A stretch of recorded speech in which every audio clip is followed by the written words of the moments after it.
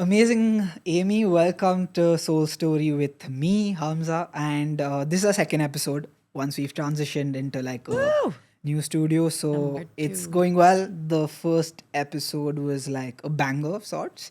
So happy with like JC Creator Studio that we're working with. So shout out to them. Thank you.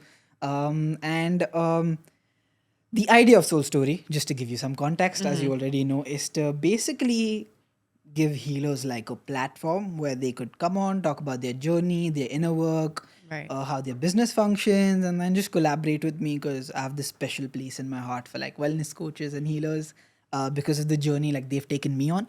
And that's why it's my way of giving back also. So, welcome once again.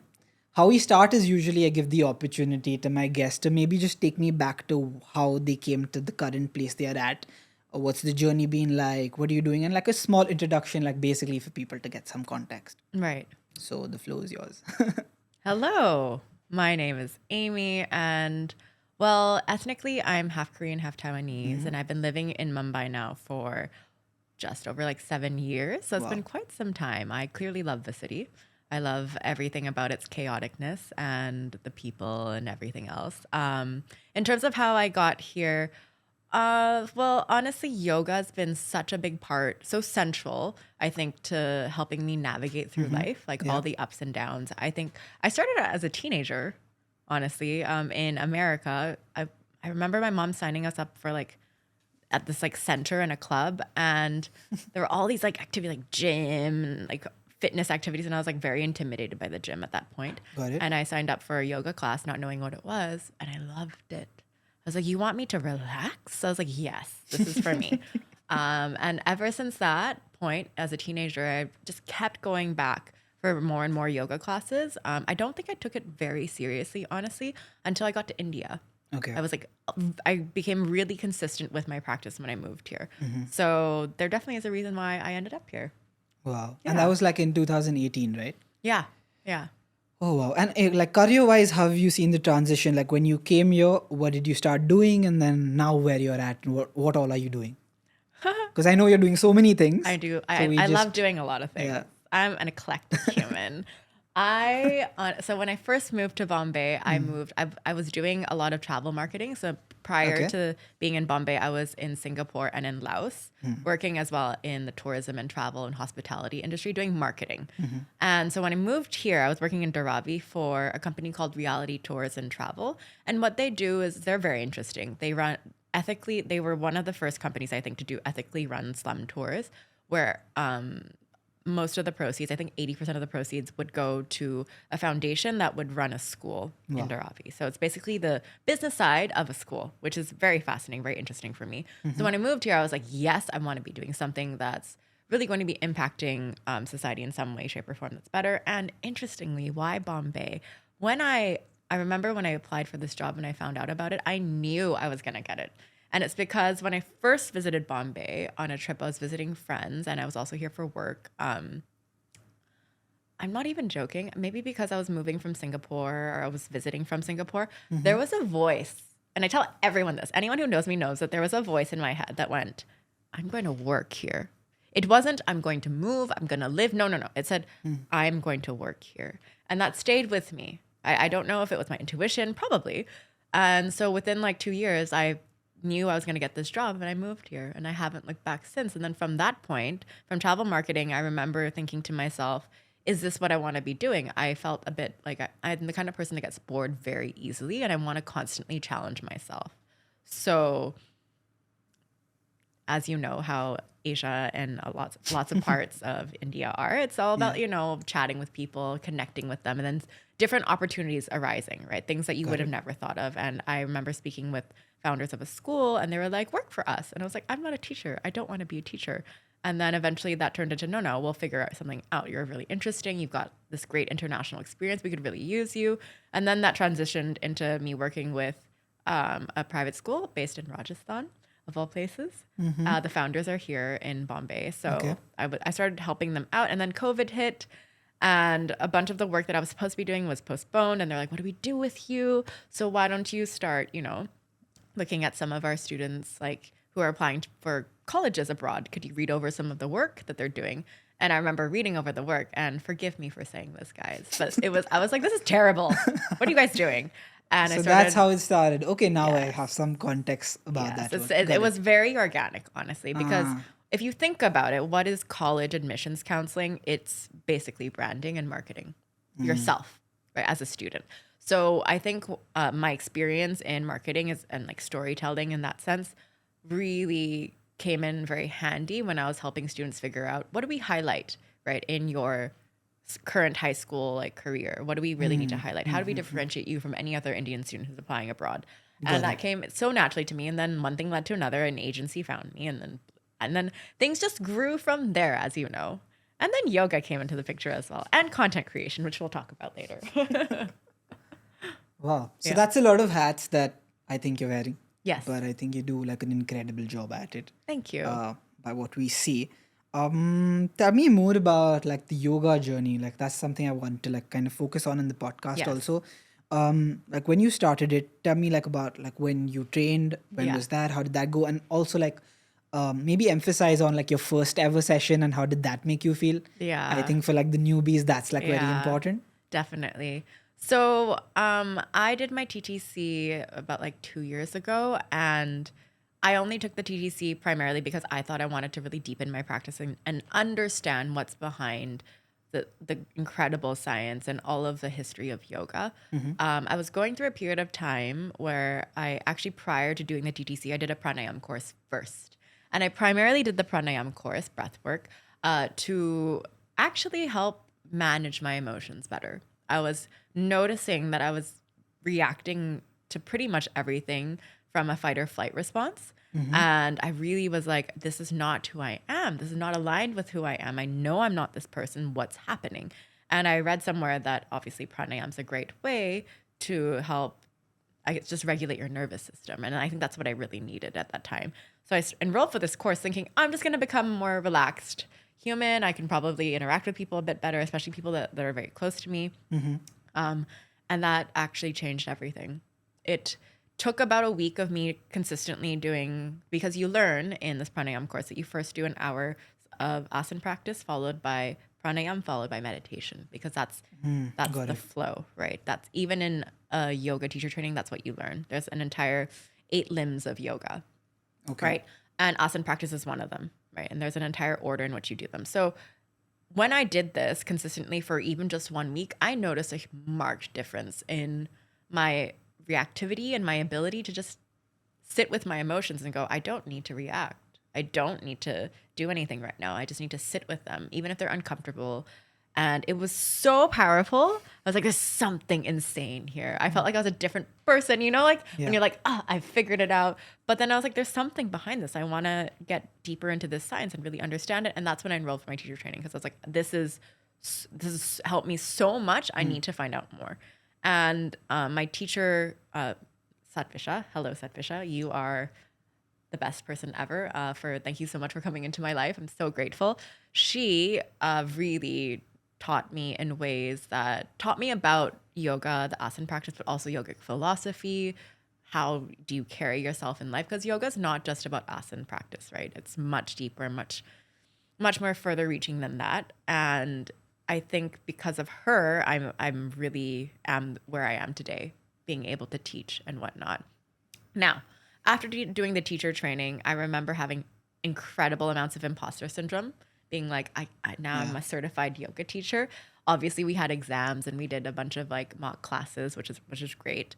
But I didn't think I had the capacity to actually teach, right? I had a lot of fear, like a lot of fear. It's always there. I think that's something I face on a daily basis, but you got to take the leap. Yeah. So anyway, sorry. No, definitely. Yeah. If you have something to share about. I think with just starting this journey of helping healers, there's always this thought at the back of my head, like when I am not a healer myself, can I actually help healers in their business? And then when I always used to sit with it, or Yeah. like I do with anything that I'm confused about, there was always a very clear direction that in life, and I tell this to all the healers also who are in their beginning journey of their practice, that your job is to take someone from point A to point B to point C, right? And even if you're at point C and someone's at point A, you can Right. always cover that distance with them. And when I thought about that, I was like, most of these healers who I speak to, They know a lot about their practice, but they don't know much about the business side of things. So they're learning it. So that's basically my role, and that's where I come Yeah. in, like as a guide, Yeah. And that always helped when I thought about like the imposter of it. Okay, how do I navigate? It's like I'm just gonna be a guide. I'm gonna teach them stuff that they don't know, and take them to the next step, and then after that we'll see where they need to go. So that's always helped. But yeah, Definitely.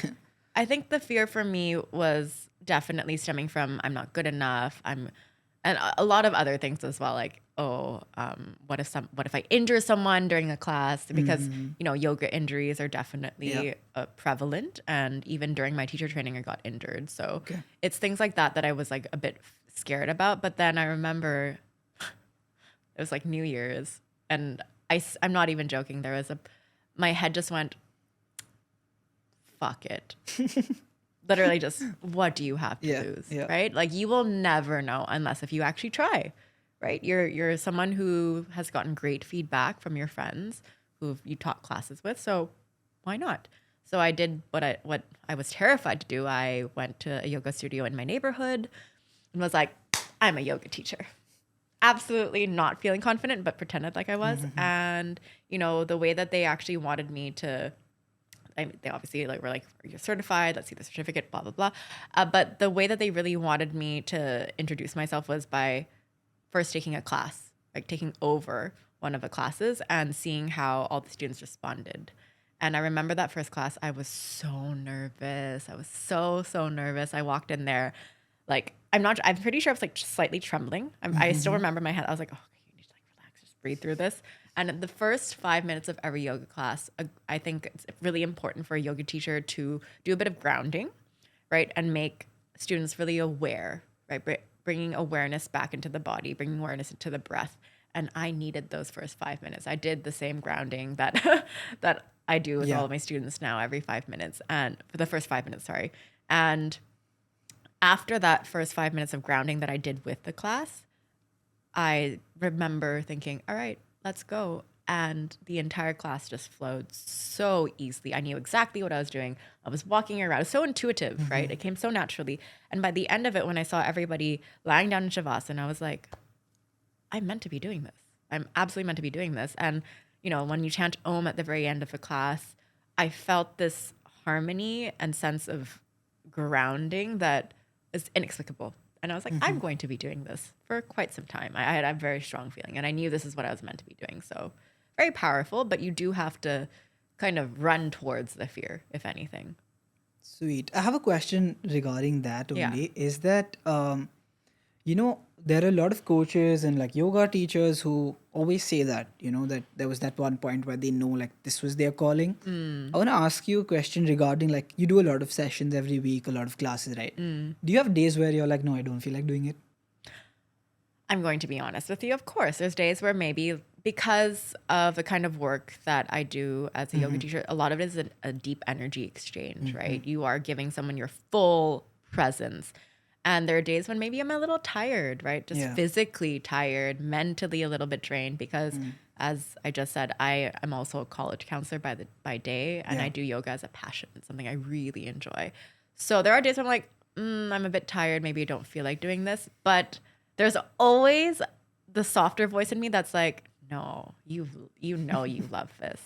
By the end of the class, no matter how tired you are, you're going to feel so happy and elated that you got to share that space with your class, with the student, whoever it is. And yeah, so I never regret it. There are days where I'm like, I'm tired. I really could take a break. Right. And I think it's really important as well to honor that. Right. There's days where if I'm like, no, I can't, like physically, you have to honor the side of you that needs a little bit of a pause as well. Because as healers, as someone who's like, yoga teacher who's doing that energy exchange, you need a break. You need some time to yourself to recalibrate. And so I think that's also important to balance out. Yeah. I think like honing that inner voice, as you just said, and just getting it at the right time is so important. Like it happens on every client call with me where I'm like, no, not again. And then I just think about like the commitment I've made, like it's the commitment. And also the gratitude for the fact that like you could be sitting somewhere else doing something that you hate, and you have this opportunity in front of you, and immediately the inner voice is like, just go for it. Yeah. Just do it. Like, and the inner voice sometimes is soft. It's not loud. Yeah. The loud voice is is the mind. It's separate. It's something completely different. But the inner knowing is usually softer and a little calmer. Yeah, absolutely. Uh, what I want to sort of transition into next is mainly your background, which is so amazing, and how that has impacted your journey. Mainly, I would say the professional one with yoga. So, like considering like the Korean background, like the Taiwanese, and then you going to college in Canada, taking a combination of all of that. How do you think that has impacted like your journey in yoga in any way? Do you see that like aspects of that culture in your trainings or maybe in the way you facilitate? That's just something I want to know and like was super inquisitive about. Like, Yeah, that's a really great question. And oftentimes, like, that's something that I think about as well. I think that, frankly speaking, coming from a background of perhaps mixed cultures, like even Taiwanese and Korean culture, there are differences. There are some differences. And growing up in Canada as well, being able to bring the best of what I feel like is from all these cultures and my upbringing, I feel like has given me something like perspective and an open perspective. And I think that definitely has influenced my teaching style for sure and what I bring to all my classes, because I think very naturally as a person, I'm someone who's quite curious, right? I'm not saying I'm not judgmental. I can't be judgmental, but there's that side of me. But I'm a lot more open, right? I'm a lot more inquisitive, and as a result, in my classes, I want to cultivate the same kind of space of curiosity, of asking yourself, like curiosity within, right? Of, oh, can I do this? Right? Is this what my body needs today? What do I feel today? And not just that, there's also a lot of like compassion, I think, because when you grow up in many different sorts of settings and from a different cultural background, I think you're kind of like over time cultivating a sense of like appreciation for differences, right? And like, yes, there are like similarities that we all share, but there's also differences, and to appreciate that. And that 100% is so important for me in my yoga classes, because I don't know who's going to walk through the door, right? Whoever's going to walk through, they come with their own set of, whether it's like health issues, maybe it's like their own stories, their mental health, like emotions, whatever it is they're carrying with them. I don't necessarily know right off the bat, right? But I need to be open and receptive, right? And create a space where at least they feel safe. And I think that's so important for me. It's like creating a sense of safety in all of my yoga classes. I want everyone to feel like they belong, everyone to feel like included, and that there's no right way of doing yoga, really. And at the end of it, if everyone feels relaxed and more centered, like I've done a great job. Yeah. that feels so like amazing to you, like so authentic, and I bet that's the reason like you have so many people coming to you. Thank Just a you. small insert because we had this conversation and Yes. it just came to my mind. Like this is for like the audience. Like if you're a healer or you're in the space and you know how like people usually communicate who are healers, they'll close their eyes and they'll ask you to like say Om a couple of times and then they'll start their journey, which is amazing. But if you noticed how fast Amy talks, it's just Yeah. crazy. And Hello. I just love that fact about you. Like I feel like this is like this dualism that you have Yes, it's duality. right now, the way you're talking to me, versus I can like just imagine you in a yoga session just flowing, Yeah.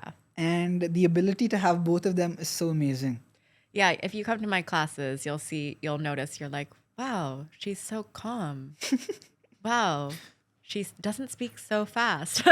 It's a completely different side of me. And I think honoring, right? Honoring duality in all of us. Like there's so many facets of us Correct. that sometimes we feel, I don't know about you, but maybe like growing up, even sometimes I felt like I would be pressured to fit into a box. And I never was that kind of person. I realized I've never been that kind. I never enjoyed being in a setting or an environment that where I felt like I had to be a certain way. I hated that. In fact, I would use the word hate, something I really didn't like. And I think that has led me to also be someone who's very adaptable as a result, right? So what you said, like a duality, I can be someone who's like incredibly chaotic and hectic, but I also have a side of me who's incredibly centered and calm and really enjoy spending time with myself, right? Yeah, no, I do notice that now for sure after doing so much of the inner work, and I see it mainly like yin and yang, like like the masculine, Yes. feminine. That's where I see like my duality. Like at work, and always you've been like the way you've been brought up, especially here in this country, like you are operating on like 100% masculine usually everywhere. Right. And something that people don't realize that it's actually not going to be in your benefit in maybe 60% of the scenarios. That's my understanding. And in life, whenever I took like the other energies path, like tried to operate on some feminine aspects whenever like it came to creativity with my podcast, or developing like my sales script with my clients, or like stuff like that, or like Yeah. my own practice, Yeah. and it's actually being like the best decision I could make. And it's very different from the concept of masculinity that's usually preached and how people explain it. It's just about owning a side of you that exists, but you've always been looking away from it. So that's mainly Yeah. like, I see that as my duality, but Very interesting. very, very related to what you're saying. Absolutely. There's a part of me that's like an inner rebel. Like, if you speak to any of my college friends, they're like, she's psycho, she's crazy.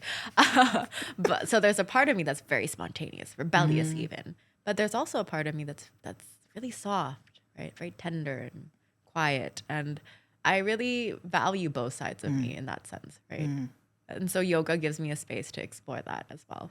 Yeah, I think that's what keeps you grounded, no? It absolutely does. Yeah, absolutely. Lovely. What I want to talk to you about next is mainly like the wellness space in Mumbai, because I feel like you're someone who's super active there in terms of also doing the sessions, attending, reviewing Yes. places. Yes. I just want to like maybe an understanding of all the 7 years that you spent from maybe 2018 to now. What do you think is changing? That's a very good question as well. Maybe because also, since I've been a lot more active in the wellness space the last 2 years, I would say, I have noticed that there's first of all, there's a lot more burnout. I think there's a lot of people who are a lot more anxious and stressed because of the fast pace of life that we're all living, right? Yeah. The amount of work that everyone has, the amount of like responsibilities at home, not at home, that everyone has to juggle, that I think that anxiety and stress has definitely increased. And as a result, the wellness space has responded because there's so many more activities now. There's so many more spaces than when I first got here in Bombay, for sure. And spaces to connect. So I've also noticed more recently in the last 1 year or so that there are an increasing number of community-led and community-driven sort of wellness gatherings almost. Yeah. Right. So people are prioritizing not just like the physical practice of going to, a yoga class or even for a workout, right? People are also prioritizing building connections. And I think that's that shift I'm starting to notice. Hence, I don't know if you've also realized like there's a lot more run clubs now. And what do you do in a run club? You run and generally you hang out after. So that kind of space of making friends and building connections through wellness activities, I think that's been on the rise, right? And wellness is so, I feel like it's a space that's growing so fast in Bombay, and I'm so happy to see that there's so many more people who are curating wellness-oriented events, right? Whether it's through movement, whether it's through health and like nutrition, like there's so many routes that people are taking, and I think it's quite exciting, actually. Yeah, I think that's also the scene like with things like paddle and pickle, no? Right. Yeah, absolutely. Like I feel like that's like the new date that you could sort of go on and It is. It's connect like a with social people. to connect with people, right? Because you want to meet people. You're tired of doing the same things of going to bars.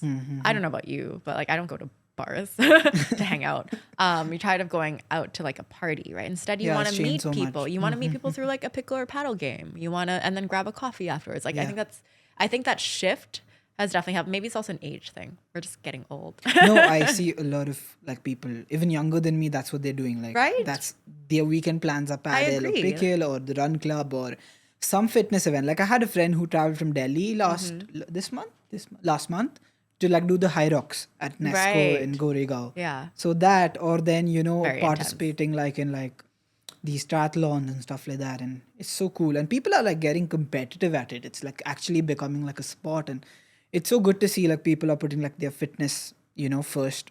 I think that's just It's like amazing. it's fitness, like physical fitness, and I think like from an emotional, mental space, course. it's like connecting with people. Yeah, Because yeah. you could easily challenge yourself at home, right? Or like at a gym by yourself. But why are people signing up for it? Because there's this big social element to it as well. And I think that key shift is happening and it's happening quite quickly. And I'm here for it.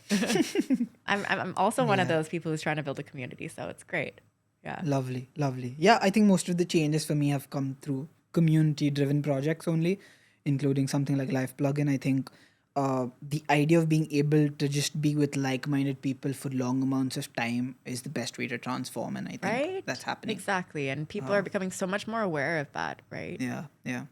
Wow. Uh, like in this segment, I had like this one last question, which is like very subjective, but what does like success mean to you? Like currently where you're at, let's say Yeah. as a yoga teacher specifically is Sure. what I had mentioned. Sure. Again, I know the person that you are, you'll have a very different answer to it, and it'll be a really cool one. But like if you No. actually had to like by let's say industry parameters see like okay, a good successful yoga teacher who's like making good money, also has great clients, has built a really great personal brand for herself or himself, what do you think that looks like? Ooh. For me, Yeah, personally, for you. I think as long as I know you might seem like, oh, her response is so like deep, but like genuinely, I feel like for me, success looks like a class, right, full of students. Maybe not. It doesn't have to be packed even, but just like a couple of students who are regulars, who are coming regularly for my classes and leave feeling more centered and grounded within themselves. And when you start noticing that they're coming to class because they're like, this really helps me, right? This really helps me either feel better about myself or just be able to sleep better. I think that that's one measure of success for sure for me personally.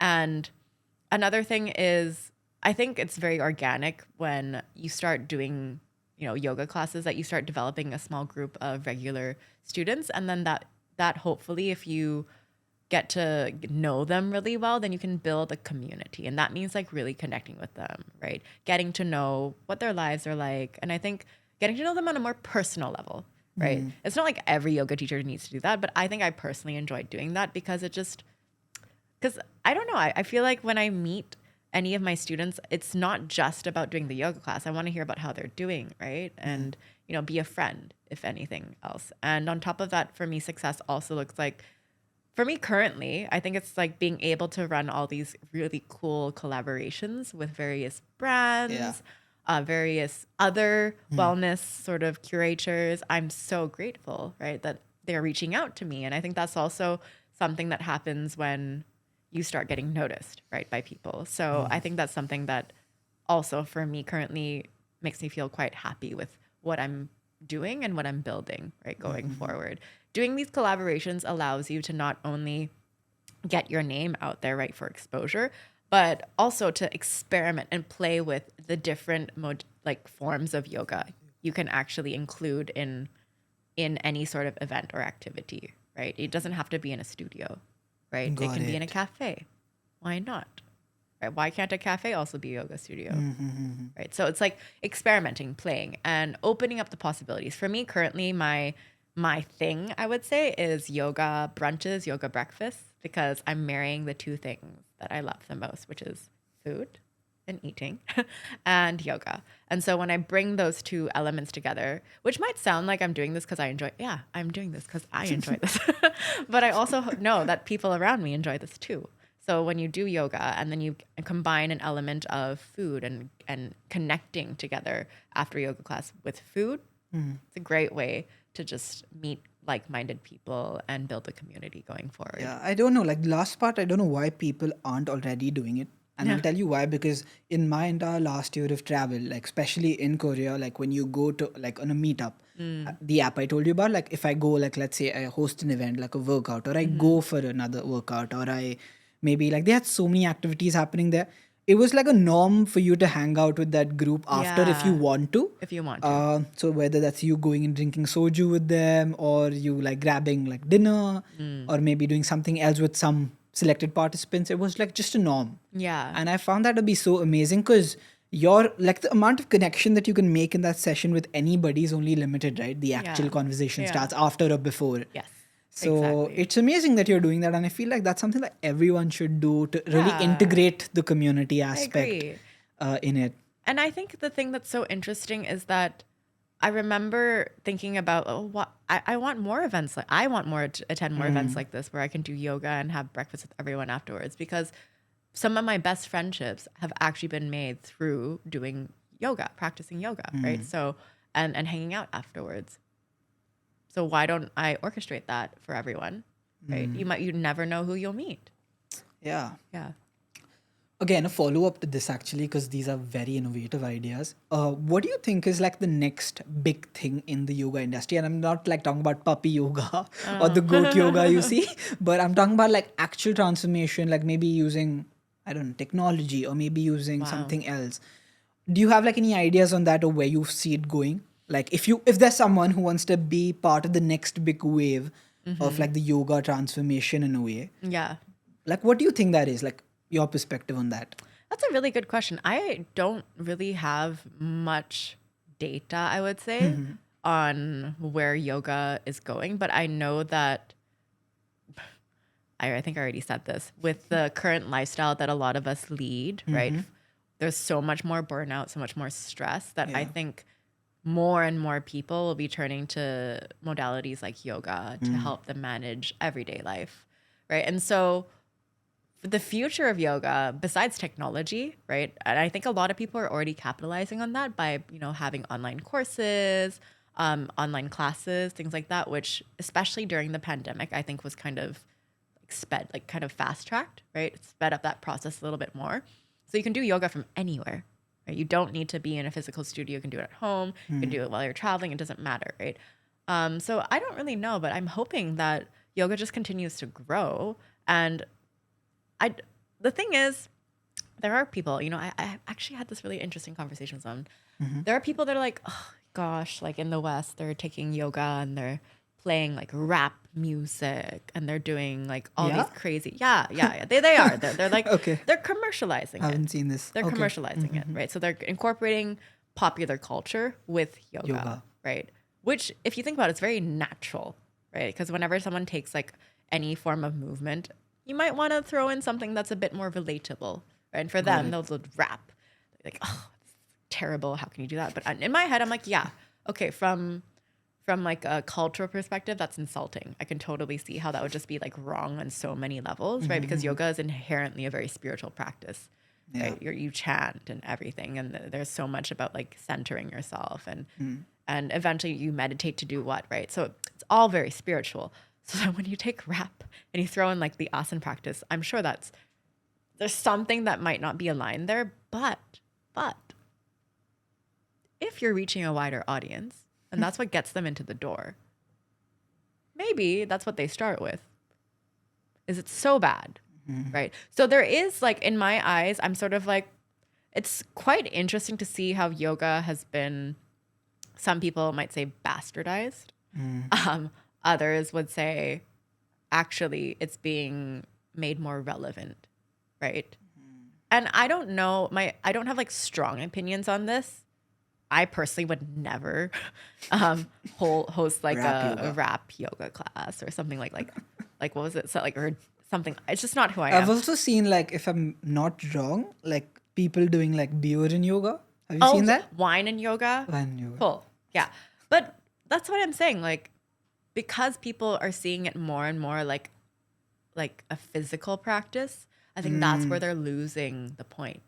Yeah. Right? Yeah. But if absolutely. if that's what gets you to start and then you go deeper in your practice, then is it that's so bad? Is it so bad? The problem is when people think that actually is all there is, then okay, I'd see like that would be a little problematic, right? But as long as if I think you make it clear that this is definitely something that's been adapted to cater to basically the masses, a wider audience. Got it. Yeah, I just wanted like maybe an understanding because you're someone in the industry and I see a lot of transitions happening really quickly in this space, specifically yoga, and then I wanted to know why. And yeah, we have some insights on that. So let's say tomorrow I have like a new client who's a yoga instructor and I know what to tell her. I mean, So- maybe don't do rap yoga classes. I mean, you could if that's your jam.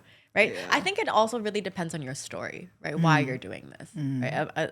As long as if you have a very strong why, right? everyone can judge you and say you're doing the wrong thing. But if you know why you're doing it and your intentions are strong and I think coming from a good place, who's to really stop you, right? Yeah, I think mainly the people who might get offended by these ideas are people, and what I've seen in my personal experience are people who've like passed down yoga in their family Because or culturally. it's your heritage, Yeah. right? It's your culture. And Yeah. I can totally understand why someone would be upset by that because it's disrespectful. You're like, you're not respecting the heritage, the authenticity of like where yoga came from, right? And yeah, I can totally see like someone looking at that going, that's just disrespectful, right? Yeah, absolutely. Wow, I think we've covered quite a bit in a very short amount of time, but now we're going to like the actual soul story segment. This again, I always say like my selfish need of like pushing it in. It's the Not last part selfish. It's not selfish. of the podcast because Yeah. the people listening are people who are basically on the fence of moving over to doing healing or their own practice full time, and it is daunting because it's a very big transition. Specifically, if you don't know what you're going to do on the business end of things. Yeah. So this segment is going to basically focus on me asking you questions that you can answer and help newbie yoga instructors or people who are deciding to go and like do their TTC now Yes. to just navigate through the business end of things and growing their practice. So the first question there was basically like, let's say when it comes to social media, I think you're doing a fab job very Oh, thank authentically you. to grow what you're doing. So what could be like the possible couple of tips or the top 3 tips, if I had to ask you, that a new yoga teacher can sort of take on when it comes to promoting themselves online? Right. What do you think is like the most effective right now? For me personally, I'm gonna be honest with you. Before I first started, I cringed. I cringed at the thought of having to put myself out there. I was like, absolutely not. This is so cringy. I have to shoot myself doing yoga. It all felt very performative, but you have to do it. And at the end of the day, you just have to start, right? And when you start, you have to be consistent. It's not good enough just to do it once and say, okay, now I'm going to do it like when I have time. No, you have to make time and be consistent with it. That's definitely my number one tip, consistency. Okay. And to just start. Even if when you start, you might not have the best, I don't know, shooting skills. You might not have the best, and it doesn't matter. It does not matter. Just start. Put yourself out there. I'm the kind of person, maybe because I am the kind of person who learns as I do things. I'm not the kind of person who's ever started out doing something being an expert. And in this case, especially when it comes to someone who's a new yoga, you don't have to be an expert at social media. You just have to start from somewhere. Shoot your practice, tidbits of it, edit it. Who cares how it looks at the beginning, right? Don't be so hard on yourself. You will learn and see what works for you and your audience. And number 3 is, I would also say try to be authentic, right? Definitely don't post anything out there that you are not proud of, right? It's a little different because when I first started, I just cringe. I cringed at the thought, not of what I was posting. I cringed at the thought of putting myself out there. So that's a little bit different. I had to get over that initial self-consciousness, right? Yeah. That fear of being judged or that fear of like looking like a fool, really. That image. I was like very image conscious and I was like, I don't even have an image online. Who cares? Like at this point. So yeah, I think those are the 3 things I would really say are important when you're first starting out. So you definitely got to just put yourself out there. It doesn't matter. Be consistent and also be authentic. Be yourself, right? Whatever it is. If you're the kind of person who's like, I am someone who loves super aesthetic shots and lighting and certain colors, do that. That can be your thing. Your videos can be that kind can have that kind of look and feel. There's nothing wrong with that. But if you're the kind of person like, no, that's not who I am. I want to shoot funny video. Do that, right? So you figure out what works for you. Yeah, actually, the last point I feel like is the most important one for me. And that's usually when I have clients, that's something that I always tell them because the healers market in some modalities and aspects are pretty crowded in India right now. So if you take tarot readers, we're full of them. Right. Like every second, third person I meet is a tarot reader. I want to have So- do tarot readings. As in I want someone to do it for me. Sorry. No, so yeah, exactly. Like the need and also the people doing it basically, I think is supply and demand then. But one thing that I always tell them, and I see each one of them making this mistake, is they're trying to copy the next best person. Like they're just trying to copy who's doing it well. And everyone who comes to me, I tell them like, forget everything. Like clean it all up, and whatever comes to you authentically, just turn up with that. It could be possibly anything. So for me, I always realized that that was what was celebrated, and now I do that. Like if today I feel like I had a certain struggle in my coaching or in my personal life, and when I turn up and put it up on stories, that's celebrated more than any client win or me like posting some cool gym reel or something like that. Like, and people celebrate it, like really, they respect that more, and they're Right. always like, okay, this is something I can relate to, and that also brings me more, like attracts the right kind of people, Right. in a way. Who are So aligned I feel aligned like with that's that. like authenticity is on point. Authenticity is definitely important. That's also why if you look on my Instagram page, I do what I want. I don't have a Yeah, niche. yeah. I mean, yes, because as we were discussing throughout this podcast, I'm eclectic. I like many things. I do many things. yeah. So my page is full of a hodgepodge of things that I enjoy. Right. So I'm not sticking to one thing. But I would say that if you are a new yoga teacher and you want to put yourself out there, be consistent and post things that are authentic to you.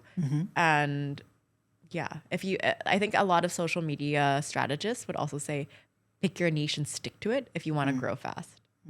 Okay. I've never listened to that. It's that rebel in me. It's like Yeah. boring. Just do what the hell you want to do. I think just- it just the way comes and the Yeah. path is set after. Yeah.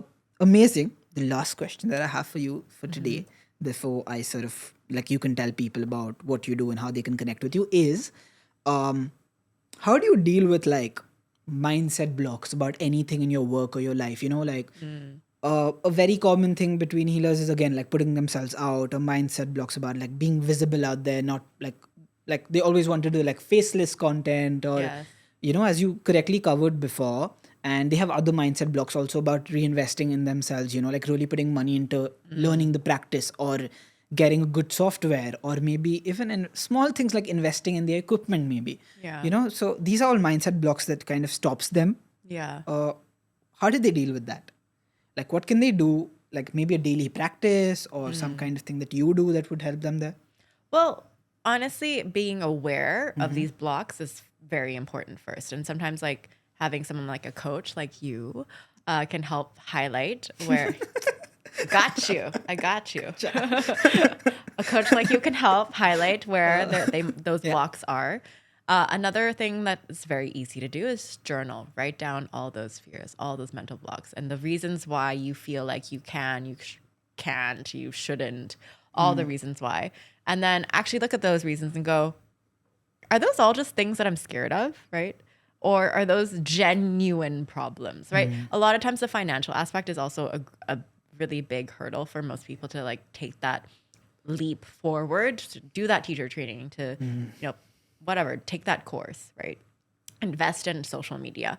I would say if you never try, you will never know. And I think I probably said this earlier in the podcast, but genuinely, you will never know, right? So you can try and fail, and then you will know. At least you can rule that out as an option. But having that as a what if, right? And not doing it simply because you're just scared primarily. That's what it is, right? And you might justify things by saying, oh, it's an investment. Oh, it's going to cost a lot. Yeah, but where will you go after that, right? What are the things, the kind of tools and skills you'll develop as a result of that, right? Can you put a price on that? I don't think so. So I think that it's always really important to think long term. Don't think short term investment. And I think it's very common as an entrepreneur, someone who's starting out, to be fixated on the costs you have, to the costs that are going up before you start seeing returns, right? And yeah, I think it's about self belief. So I think that's where a lot of it stems from. Yeah, I think it's the perfect way also to end the podcast, because what you just said is the answer to practically all the people who I have conversations with healers, because that's their number one struggle, about putting that upfront investment into their practice and then waiting to see the results. Yeah. And it's not meant for everyone, to be Yes. honest. It's like, not. No, it's not. you can be a great healer, but if you don't have that acumen also, or if you just don't have the patience to be consistent, Yeah. you'll just be like maybe a meter away from the result, and you'll just And you'll have stop. to pass, and you'll stop. So yeah, that's very, very empowering. Never give up. Thank you so much once again, Amy, Yeah. for doing this, traveling with me right from Bandra. I'm so to come. happy. I'm actually so happy we did this. At first, I Yeah. was like, oh, God, it's so far away, but it's so worth it. Yeah. Having this conversation with you has been so great. Thank you. Before you leave, I want you to maybe give them a tiny call to action as to how they could connect with you, how could they collaborate with you, or if there's something else that you're looking to get people to do, or maybe be part of your community or something like that. Anything that you want to share with them, now's the time. For sure. You can always follow me on Instagram. My handle is at AmyKXO. Do not judge me. I made this when I was very young and it stayed the same. And I also have a yoga page called theyogacollective.in. Please follow me there. I will be hosting a lot more workshops and fun wellness activities. And I would love to see you guys there. I'm always also looking for people to collaborate with. So you can always DM me on Instagram. My email is also on my Instagram page. So you can always email me directly there. Wow. Okay, so you know what to do after this. From my end, just before I say like a final goodbye from this episode, this is a very personal share that I thought that I should put out because it's been empowering for me. So I think it'll really help you. Is that if I had to go back like a couple of months before we started doing these episodes, getting people on, just getting on this journey of helping healers and figuring out that this is what I want to do in my life, with my life also in a way. In the beginning, it's never going to like feel easy. Like anything you do, whether like you want to become a professional rock climber, or if you want to maybe just travel the world or live in an island helping orangutans or something like that. I don't know what you want to do, but basically what I want to say, it's all possible. But two things that are very important is your ability to sort of visualize it and see the end Yes. goal, like with like a lot of like clarity. And also having the right intention and trust in yourself that you can do it, because there's no other reason. There are so many people before you've already done it, so it's just a matter of time. So I just want to leave you with that. And it's also a call to action that if you're a healer who is trying to go full time into what you're doing and you want to help people heal the world and you just want to grow, then you can always reach out to me from Instagram or through our YouTube channel after you see this podcast, or also on Spotify. I would love to be part of your journey and help you out. And yeah, Amy, thank you once again. Thank you. This was See you all so at the fun. next episode. Bye-bye. Bye.